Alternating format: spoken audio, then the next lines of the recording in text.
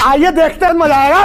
Picture चालू करो बे। लेकिन अब अगर 1.5 महीना कुंभ का रुख नहीं कर पाते हैं और कोई नेता ये बोल देता है कि कुंभ में जाकर के गरीबी नहीं मिटती और फिर इफ्तार के मौके पर एक हफ्ते में 2-2, 3-3 इफ्तार आपके नेता जाते हैं, तो आम आदमी, मैं कह रही हूँ वो 2 आदमी जो उस दिन प्रयागराज में थे, वो भी सवाल तो पूछेंगे ना। ये बड़ी अच्छी बात कही है। सवाल तो बिल्कुल पूछना चाहिए कि मोहन भागवत जी गए थे कुंभ में? भाग जाए यहाँ से। उम्मीद है आरएसएस आपका जवाब देगी। नहीं, बात तो सही है।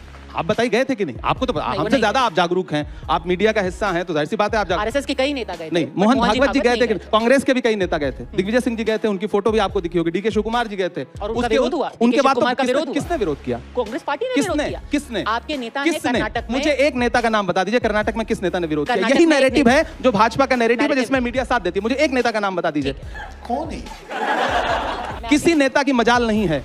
मैं इमरान प्रतापगढ़ी हूं, मेरी बात सुनिए, मैं इमरान प्रतापगढ़ी हूं, मैं अफ्तार करूंगा, मैं नमाज पढ़ने जाऊंगा, मैं उम्रा करने जाऊंगा, मैं हज करने जाऊंगा। कांग्रेस पार्टी का कोई नेता मेरा विरोध नहीं करेगा। कोई केदारनाथ जाए, कोई वैष्णो देवी के पास जाए, कोई गंगा में स्नान करने जाए, किसने आज तक कौन विरोध करता है? कैसी बात? यही तो सबसे बड़ा झूठ है जो परोसा जाता है। अच्छा, डीके शिव कुमार जी का किसने विरोध किया? बड़े गर्व के साथ उन्होंने स्नान किया, उनकी तस्वीरें देश के सामने आई। दिग्विजय सिंह, जिस पर भारतीय जनता पार्टी क्या क्या आरोप नहीं लगाती, वो गए, उन्होंने स्नान किया। मुझे बताइए, नीतीश कुमार जी गए थे? नहीं गए थे। भाजपा ने उनसे सवाल पूछा कि आप मेरे सहयोगी हो, आप हमारे साथ सत्ता में हो, आप क्यों नहीं कुंभ नहाने के लिए? चंद्रबाबू नायडू जी गए थे?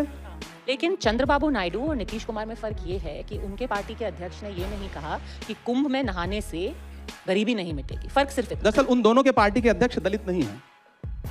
मल्लिकार्जुन खड़गे जी अगर कोई बात कह रहे हैं तो वो उनकी एक सदियों की, इस देश के दलितों की सदियों की एक पीड़ा है। उस पीड़ा को आप राजनीति से नहीं जोड़ सकती, उसको आपको सामाजिक तरीके से टैकल करना पड़ेगा। इस देश में अभी रणदीप सुरजेवाला जी जो बात कह रहे थे, हजारों सालों की एक पीड़ा है जिसको मल्लिकार्जुन जी खड़गे जी कह रहे हैं, तो उसे आप राजनीतिक चश्मे से मत देखिए। उनकी पूरी एक नस्ल ने जो झेला है उसको किसी राजनीति से हल नहीं किया जा सकता, उसको सामाजिक सुधार से हल किया जा सकता है, और उसको उस सवाल को सबको फेस करना पड़ेगा। एकदम स्वाभाविक सी बात है, पहली बात। दूसरी बात, राहुल गांधी जी ने ऐसी कोई बात कही है क्या? प्रियंका गांधी जी ने गंगा यात्रा की थी, गंगा की बेटी का खिताब आप ही मीडिया वालों ने उनको दिया था, उन्होंने यात्रा की थी। आपने कभी उनको जो है मतलब आस्था से फिर उसको क्यों नहीं जोड़ा? भाजपा का कोई एक नेता कहीं डुबकी लगा ले तो आप उसको आस्था का महान केंद्र बताने लगते हैं। कांग्रेस का आदमी कितनी भी आस्था प्रकट कर ले, आपको लगता है कि नहीं ये तो ढोंग कर रहा है। राहुल गांधी जी मंदिर में जाकर के, महाकाल के दर्शन करने जाकर के, शिव से बड़ा भक्त, शिव का सबसे बड़ा भक्त, महाकाल के सबसे बड़े भक्त राहुल गांधी जी हैं। वो हमेशा शिव भगवान की बात करते हैं, तब तो आप उनको हिंदू हृदय सम्राट नहीं बताते हैं। चल झूठा। आज जब रमजान के महीने में और होली के आसपास जब बात हुई थी गुजिया और सेवइयों की, क्यों लगता है आपको ऐसा माहौल क्यों बना है? बनाया गया, और इसको बनाया गया है, बदला कैसे जा सकता? बनाया गया है। विक्रांत भाई हैं आपके संवाददाता हैं, वो मेरे यहाँ सेवई खाते हैं, मुझे बुलाते नहीं, वरना मैं इनके यहाँ गुजिया भी खाने जाऊंगा। झूठ बोलो, बार बार झूठ बोलो। जिम्मेदारी क्या दोनों तरफ की नहीं होती है? क्योंकि कहते हैं कि ताली एक हाथ से नहीं बजती। अगर आप कह रहे हैं कि माहौल खराब हो रहा है, माहौल तो तब भी खराब होता है अगर कोई औरंगजेब का महिमा मंडन करने लगता है, और आप कह रहे हैं कि ठीक है ये डिस्ट्रैक्शन है, मीडिया की गलती है। मीडिया तो किसी के मुंह में उंगली डाल करके नहीं कह रही है कि आप औरंगजेब को कहिए कि वो बहुत महान नेता थे, बहुत महान नायक थे, या कोई ये भी नहीं कह रहा। सर मैं जिम्मेदारी से ये कहना चाहती हूँ। कौन बता रहा है महान? मैं जानना चाहता हूँ। अबू आजमी ने क्या बताया? अबू आजमी ने क्या बताया? उन्होंने कहा कि वो भी एक महान नायक, उनका एग्जैक्ट अगर वर्ड मैं याद करूं, उन्होंने कहा कि औरंगजेब भी उनकी अपनी जगह है इतिहास हर में, व्यक्ति और वाकपटु नहीं होता। औरंगजेब भी महान आदमी था। हर व्यक्ति वाकपटु नहीं होता। बहुत सारे नेता ऐसे हैं जो बोलना कुछ और चाहते हैं, भाषा में वाकपटुता नहीं होती, कुछ और निकल जाता है, मीडिया उसको कुछ और बता के पेश करता है, भाजपा उसको कुछ और बता करके देश के सामने रख देती है। इस देश में नायक महात्मा गांधी हैं, पंडित जवाहरलाल नेहरू हैं, सरदार वल्लभ भाई पटेल हैं, मौलाना आजाद हैं, जिन लोगों ने, डॉक्टर बाबा साहब अंबेडकर हैं।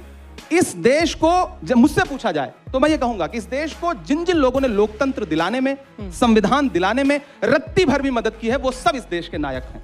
नागपुर के अंदर औरंगजेब जिंदाबाद के नारे लगाए कह रहे हैं कि महाराष्ट्र में एक और जगह थी सर, पहली बात तो जहां किसी ने व्हाट्सएप स्टेटस डाल दिया औरंगजेब पे। आपके पास ऐसा कोई विजुअल है जिसमें जिंदाबाद के नारे लगाए जा रहा? मुझे सुना दें। लड़कों ने मुझे सुना दें। मैं महाराष्ट्र से सांसद हूं, निकलवा करके दिखाते हैं। मैं महाराष्ट्र से सांसद हूं, नागपुर के अंदर मैं महाराष्ट्र से सांसद हूं, मुझे उस पूरे घटनाक्रम की जानकारी है। मैं पूरी जिम्मेदारी से टीवी 9 पे कह रहा हूं कि ऐसा कोई भी विजुअल, ऐसा कोई भी ऑडियो आप सुनवा दें।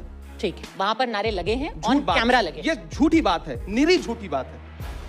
मैं पूरी जिम्मेदारी से बात कह रहा हूं, कोई नहीं लगाता, कोई नहीं लगा सकता। किसी को इससे कोई लेना देना नहीं है। अगर आपके पास कोई वीडियो आया होगा तो वो भाजपा के आईटी सेल का डॉक्टर्ड वीडियो होगा, मैं जिम्मेदारी से कह रहा हूं। और अगर ऐसा हुआ है तो किसी एफआईआर में दर्ज हुआ है या नहीं? हाँ, उनके खिलाफ एफआईआर हुआ है। नहीं, एफआईआर में ये दर्ज हुई है चीज कि औरंगजेब के नारे लगे, औरंगजेब जिंदाबाद, कहां पे दर्ज हुई? और यही कहीं महाराष्ट्र में इस पे भी एफआईआर हुई है। और एक शख्स ने औरंगजेब को लेकर के व्हाट्सएप का अपना स्टेटस लगाया, उसको लेकर के तनाव हो गया, उस पे भी जो कुछ भी हुआ उसके पीछे की पूरी कहानी ये है, जो मैंने वहां के लोगों से बात की, कि जब तक औरंगजेब का पुतला लेकर के या उनकी फोटो लेकर के जो विरोध प्रदर्शन किया जा रहा था उससे किसी को कोई तकलीफ नहीं थी। कोई एक चादर मजार से उठा करके उसको लपेट करके जब उसको जलाया गया तो एक अफवाह ये फैली कि उस पर कुरान की आयतें लिखी हुई थी।